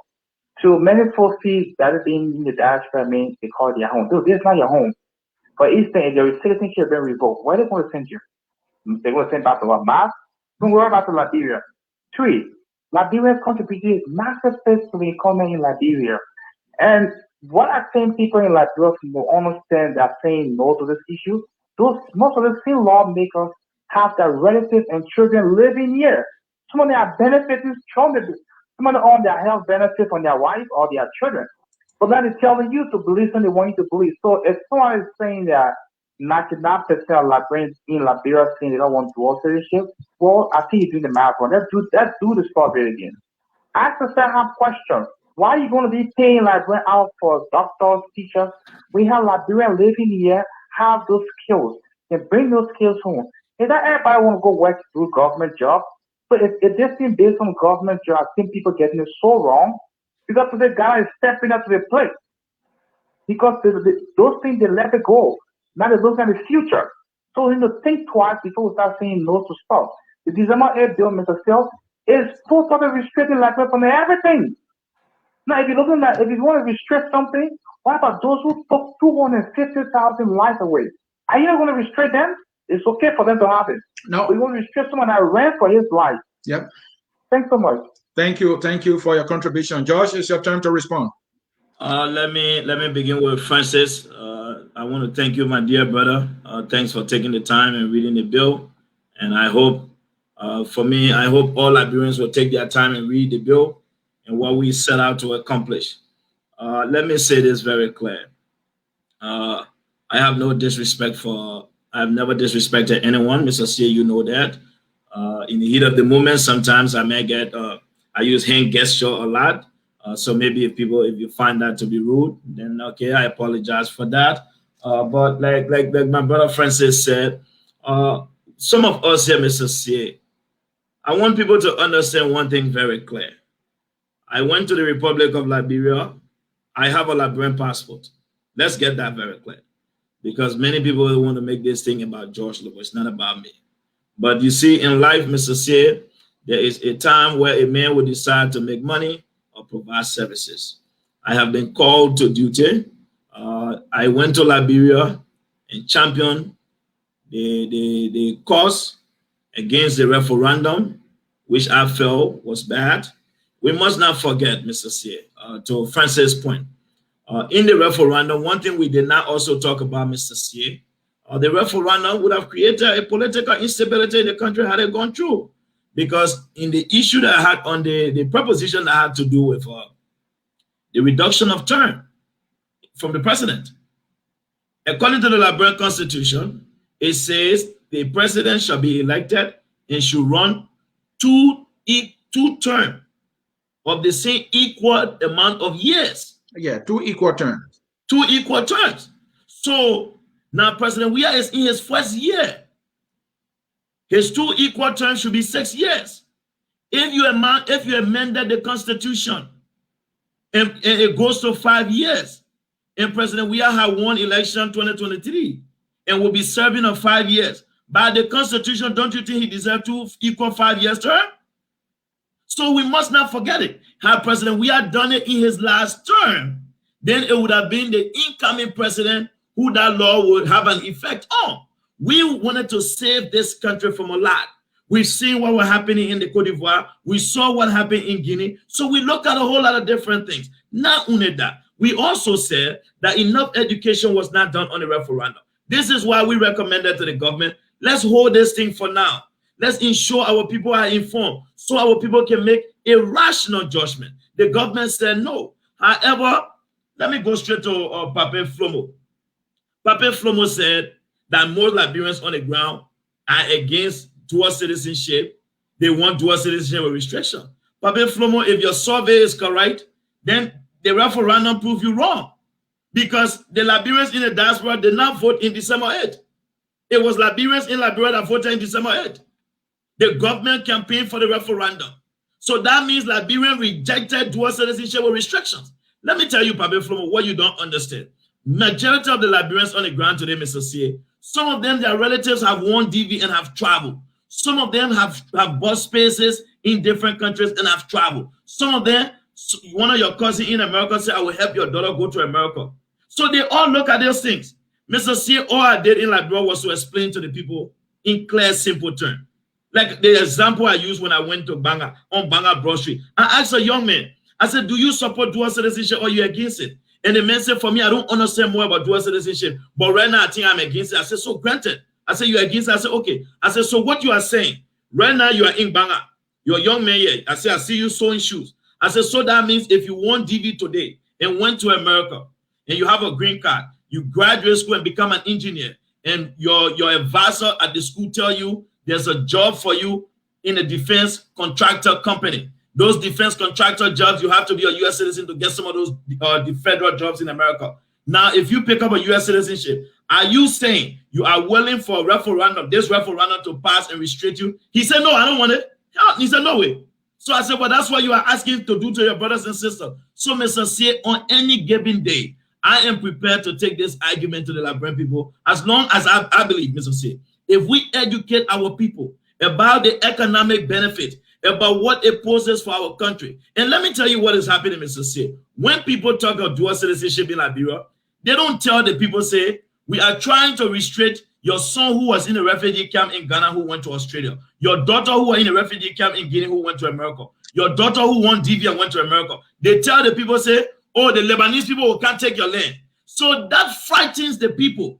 So the explanation that have been given to the people, this is why education is important. And Mr. Flomo, I will tell you any given day, we have this conversation in Liberia. Bring it or not, we're defeated because the Liberian people have realized the importance that people are making on their life, the significant amount of economic contribution made by Liberians in the diaspora. They are not ready to restrict their brothers. So on the issue of the president and what we're trying to do, play politics, sir, some days I know I use my hand gesture, but yeah, it depends on the conversation. I just wanted to be very clear here. I mean no disrespect to anybody. I've been very respectful. I want to also thank Chairman, the former ULAC Chairman, Chairman George Toto.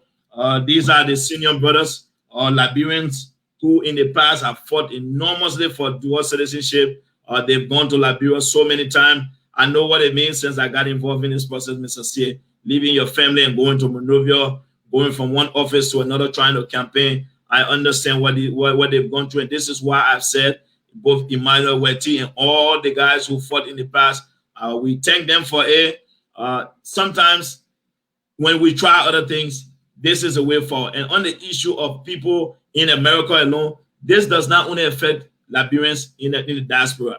Both Liberians at home support this new bill. And I will tell you very much, we are sending a delegation to Liberia to make the case. I want to call on Liberians in the diaspora to join us, join our efforts. Let's go to Liberia. Let's educate our people. Let's be able to inform them so that no one mislead our people. Thank you, George. I think you made a very good point on Flomo's survey that majority of Liberians in Liberia do not, support dual citizenship with restriction. If that were the case, the Liberians in Liberia are in majority, and the proposal that was up for referendum had, the highest restriction of all in it. And from what we saw, they didn't vote for it to pass. So I don't know what survey he's reading. Maybe it's a survey from Planet Pluto. Let me see. Let me bring in. All right, that's all the colors we have. Let's go to comments. Let's go to comments and see. I want to address the comment. There's a comment I came on from who said that one person answer determine why it is wrong. I wanted to speak on that. So, Flomo, it is not true. Most Liberians living in Liberia want dual citizenship with restriction. They had the one with restriction, and Flomo, they couldn't make it pass. Let's see this one from Brown. See, why will Liberians in the diaspora obtain citizenship and refusing to support the dual citizenship bill? Let me see this one from Grant. One person answer determine why it is wrong. That is not good solving. Can I respond to that?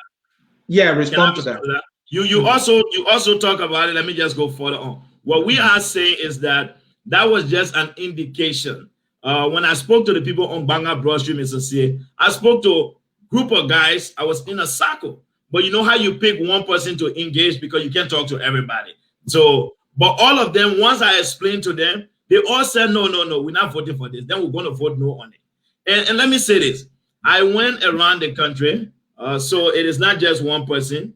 I traveled the country during the election and made a case to the Liberian people. And these were the arguments I made. If you believe that your brothers and sisters who are in America or who support you, and there is a need to restrict them, then you vote for this referendum. And they all said no, they didn't want it because let me tell you what I told them, Mr. C. Some of them don't understand what happens in America. Like I told on one of the radio programs in Ganta, I said, let me tell you today, if your brother had a regular job while he was just an immigrant or a permanent resident in America, do you understand the enormous amount of benefit your brother get by getting a federal job?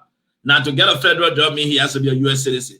Do you understand the significant impact your brother can make on your life by just elevating his income bracket in America? So once you explain to the people, they say, well, you know what, that's true. I can't break this. So that was more colors. We have more colors, George. That's a very good point there. Let's bring in the man, Kessley Double, the man who told me, my man, even though you fired my candidate, but that was good. Go ahead. and Double, I see that after the open with Periscope, you got talking from the closet and brought him out. Yeah, thank you very much. I mean, you did well. Like I told you, sometimes when we listen to some of these programs, why it is true that it is painful to us, but somehow it helps put us on the right trajectory, It helps guide us, even if we can follow it, whether it is negative or positive. I mean, you will get something from out of it. And you see what's happening now. Telescoping, you saw what it did. About it now coming out, some of the things that we've been having from those, we're bringing it out now, you're going to see more and more and more and more. I can show you that. All right. And on the topic that is under discussion, some Nigerians are just hypocritical as usual. People who know that they are going to benefit from this thing 100% are some of the very people who are calling and pretending like they don't support it. For anything, if this bill is fair to a full extent as it is, I benefit, my children benefit, people who are living, all Liberians who are living outside of Liberia who have children benefit. So I said, no reason why Liberia really want to keep that business thing. I don't see any reason. And one thing I believe the CDC government did was, I think they did it on a pretext. I've said it and I continue to say it. The government did not actually mean to pass the bill the way it was. Because they knew very well that people are going to keep against it. George knows very well that passing a bill with restriction is going to restrict his children. He knows that. He knows that very well. Because George and many of them in the government, in the very CDC government, know that this particular bill, if they attack, it will have impact on their children, including themselves. But they introduce it. So coming back with this bill, this new one that is being introduced by One Liberia, I can tell you all of them will be influenced if they will only pretend. How many of them have you heard speaking on this thing? They are all some of those people who think the Lord we are the ones who are speaking on this thing. But the government officials themselves are not supposed this thing. Who are they? Just only one of them. All right. Who are saying no to this thing? All right, Kessley, thank you. We got a lot of colors. I just going to support this thing and let it go through. And George, I want to say thank you very much for your time.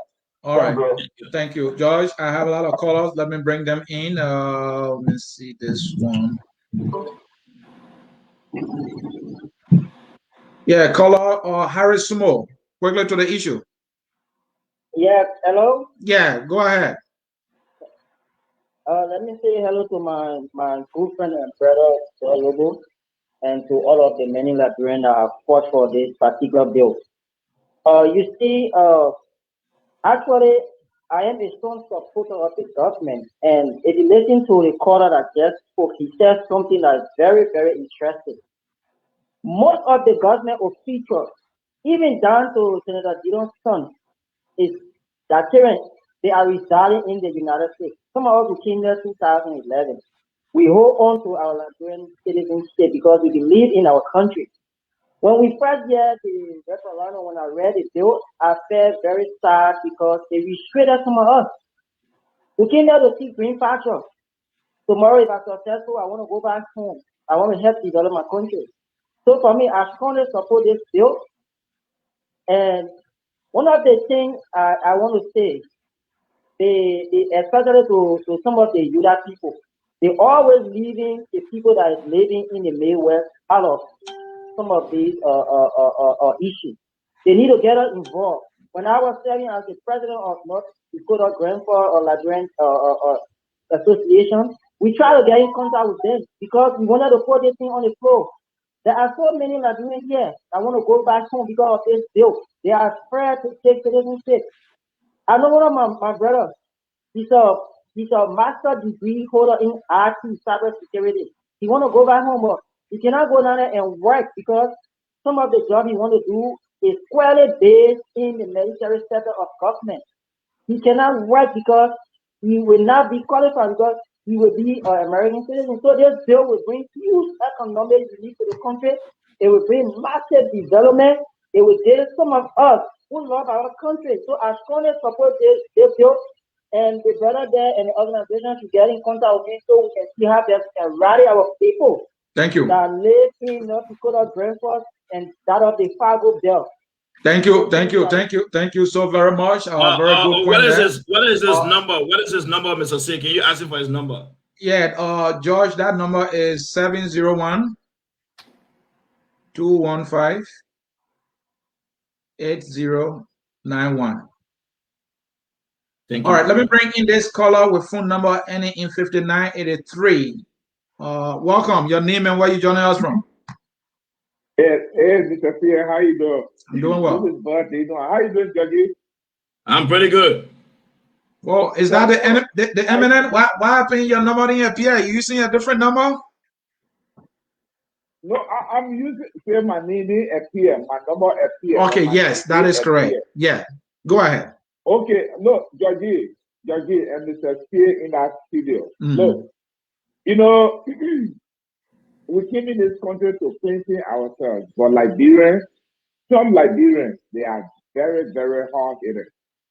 And Jackie, let me take this time. Don't never, you, all of us that's in this group, that's supporting this cause of the people, we should not relent. Not take for common example, the president of our great country, Republic of Liberia, that we are is in this country. The finance minister children in this country. The NTA director daughter in this country. Akala's great children in this country. When I spoke to other Liberian citizens right here in Iowa, what they told me that they're eating their money. They put in, how they call it, dual citizenship. They ate their money. I came out to explain to them when we had this meeting. This is not about ULA. This is not about any Liberian organization in the United States. This is about the diaspora. When we talk about citizens from Liberia all over the world, that's what we're speaking about. We are not talking about ULA. And when I spoke in the meeting, that don't leave politics organization out of this picture, not deal with Liberians. But remember, you and Mr. C, you all remember, tomorrow, we shall come on this platform, any platform to raise money. Every Liberian, they are in support of this bill. You know what I told my parents, said, Daddy, that's fine. Your fight is we always be there. But if you hearing my voice, it's not only George Lobo and Emmanuel Yato alone. It is all of us in the diaspora. Tomorrow, if you have 50 cents, if you have dollars, just contribute. Let these people go in Liberia, fight for us. We in the diaspora, Liberians in the diaspora. When all of this is done, we will say we all have done it in all. Thank you very much for having me on your show. All right. Thank you so very much. George, we are busy here, but I'm about to bring in the information that you've been talking about. But before I do that, let me bring in my commercial. Folks in cyberspace on Thursday, the 18th.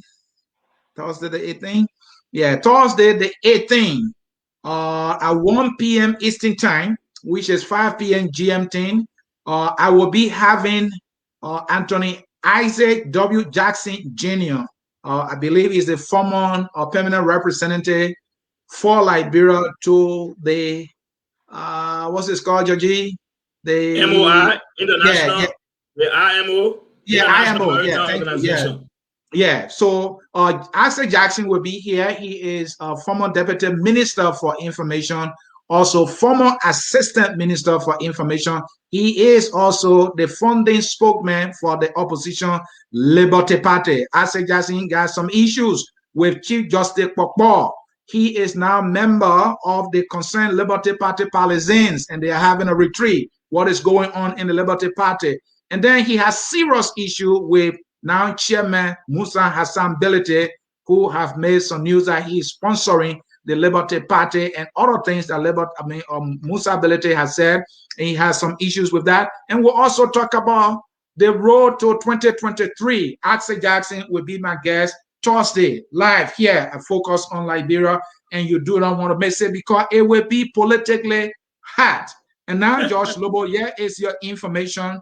This group, the One Liberia Group, advocating for this particular proposal for dual citizenship, they are racing for money. These guys' pockets are empty. They're looking for money. They want people to contribute to this effort. So they believe if you like dual citizenship or if you want it, then you should pour your money where your mouth is. And as you can see here, contribute to the One Liberian Group. Once a Liberian, always a Liberian campaign fund, you can contribute to them through Cash App and Zelle, and they have the number right there on the screen for you, 313-410-3656, and they have categories. You can contribute, and the platform is what? $200. Gold is $150. Silver is $100. Bronze is $75. General can be $50 or honor. Georgie, talk to me. Mr. C, you know, we are running against time. We do not have the luxury of time on our side. We are trying to make sure that we can get this bill out of the committee room as soon as possible. The bill should have been out. We were able to get an extension. So the bill should be out anytime before the 26th. Our goal is to go to Liberia, send a delegation to Liberia that will make a presentation before the Liberian Senate and the lower house on the good, the bad, answer questions if there are anything that they feel is bad, so we can provide clarification on it for the lawmakers to be able to proceed with. And while in Liberia, the goal is to work with all Liberians, engage stakeholders, if possible, like I said. When I said that Senator Dillon said he was open to meeting President Weah, he did not say it is the only condition, but he said if President Weah is willing to sit and talk to him and work with him on this bill, he is open to that. I think we should embrace it. Lord, listen, we are not enemies. Whoever wins election come 2023 is going to have to lead a country called Liberia. In Liberia, there are Liberians. Some of them come from different political parties, different religious background, and therefore we have to coexist. This is why we can't be enemies. We can't be seen as antagonists to each other. We should express our disagreement in the most peaceful manner. We should be able to express our disagreement when we disagree, but respect each other. Mr. Sear, sending a team to Liberia is going to require funds. You know what it takes to go to Liberia to lobby, especially this group. Our goal, let me be very clear, is not to keep this group beyond its scope of reference. Once we succeed in passing this bill, Liberian citizenship is restored. This group is disbanded. We go on our business. We move on from there. Please, my fellow Liberians, please, if you live in the diaspora, under there you see a PayPal account. We are asking you to contribute to this effort.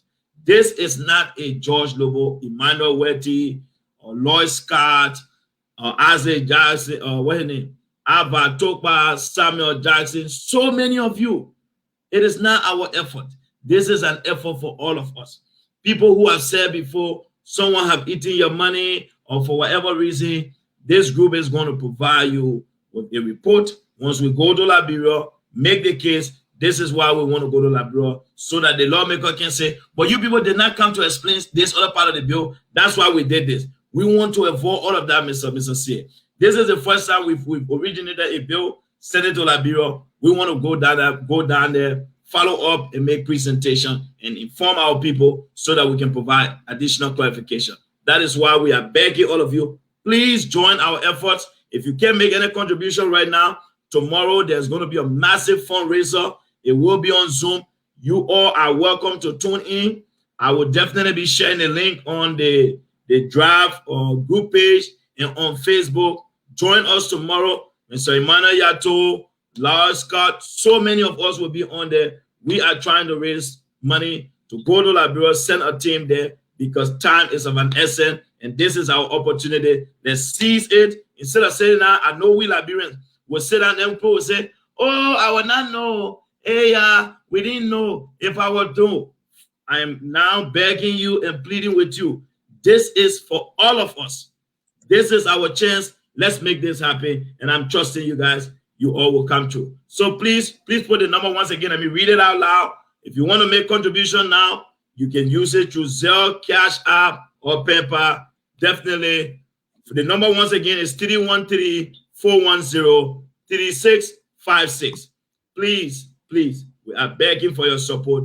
And I want to say thank you very much. Folks, you are watching Focus on Liberia. This is our program, The Hour of Politics, with me, Anthony Sear. We are taking a short break, and when we come back, we have a caller. Pape Flomo is back. He's not certified here. We'll be back after this short break.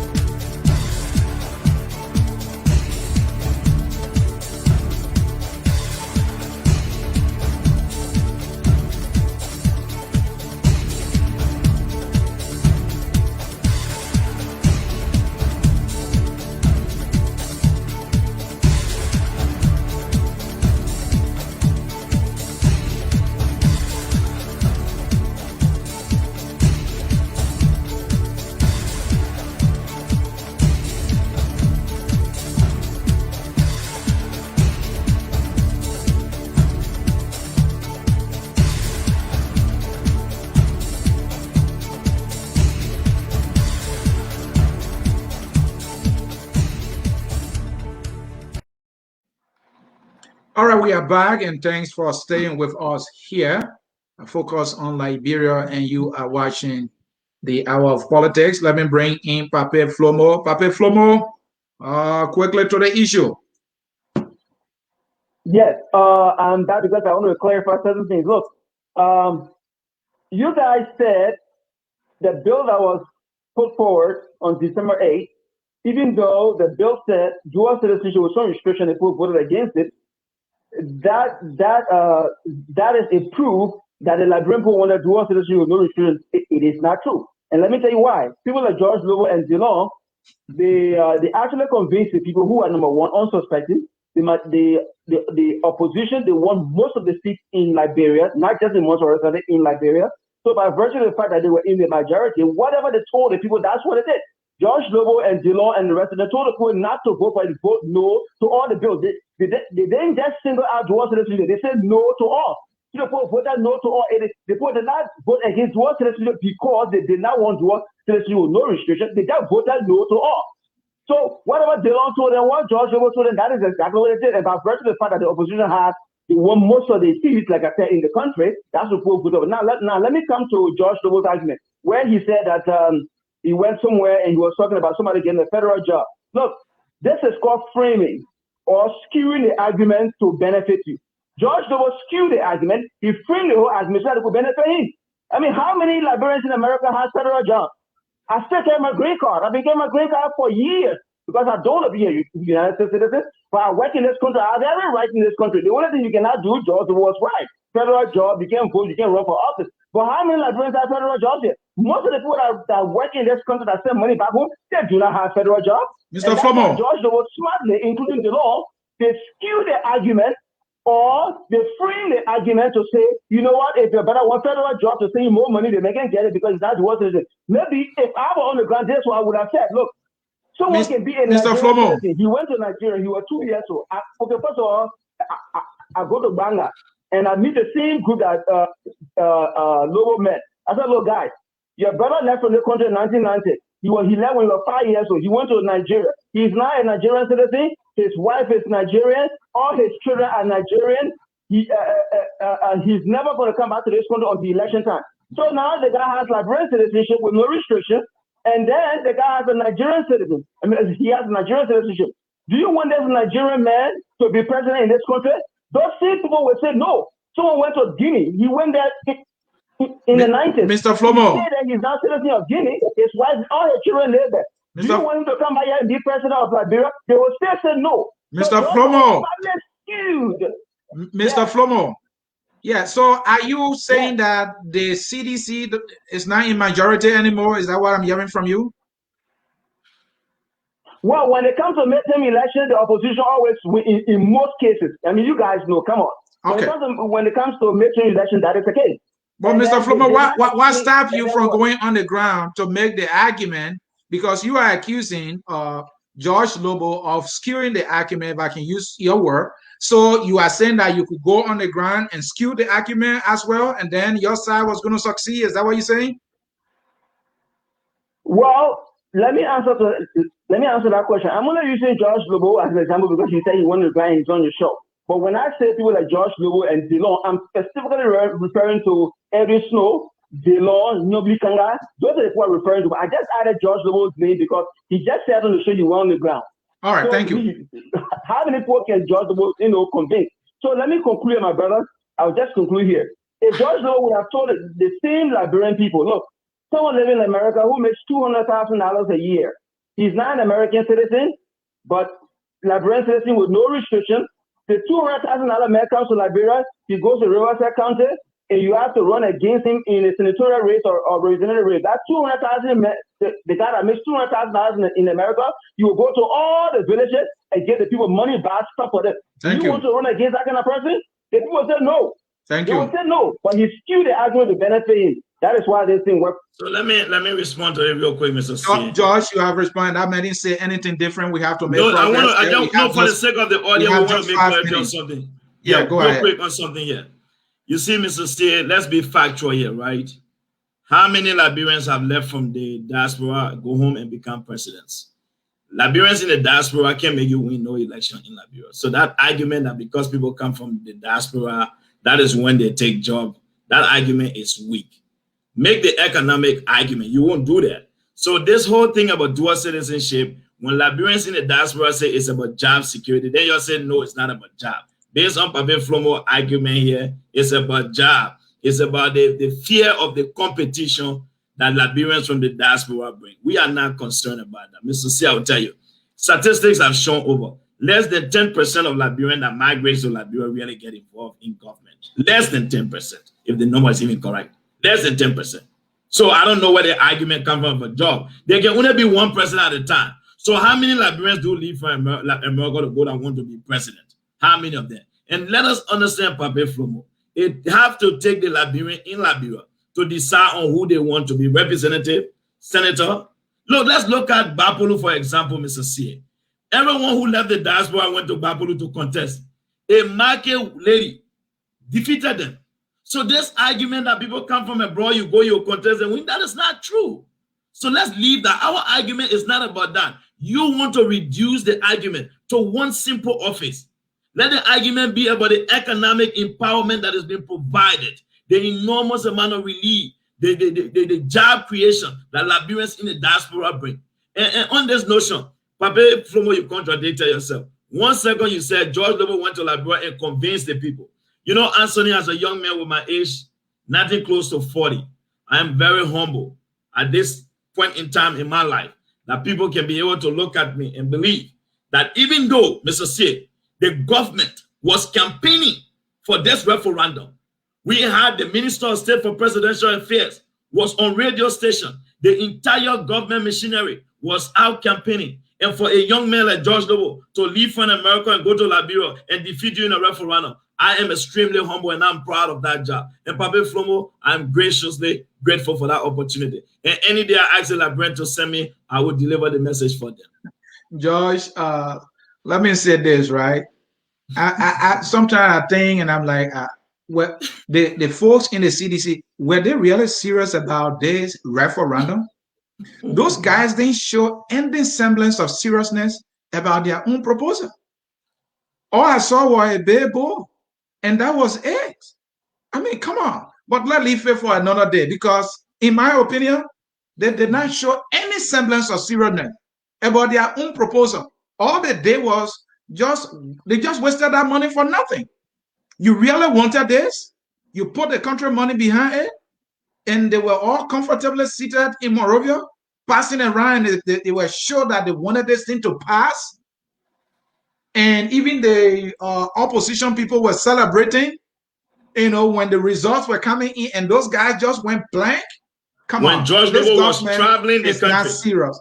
George Lobo was traveling the country. I was not. George Lobo, don't take too much credit. Don't take too much credit for this thing.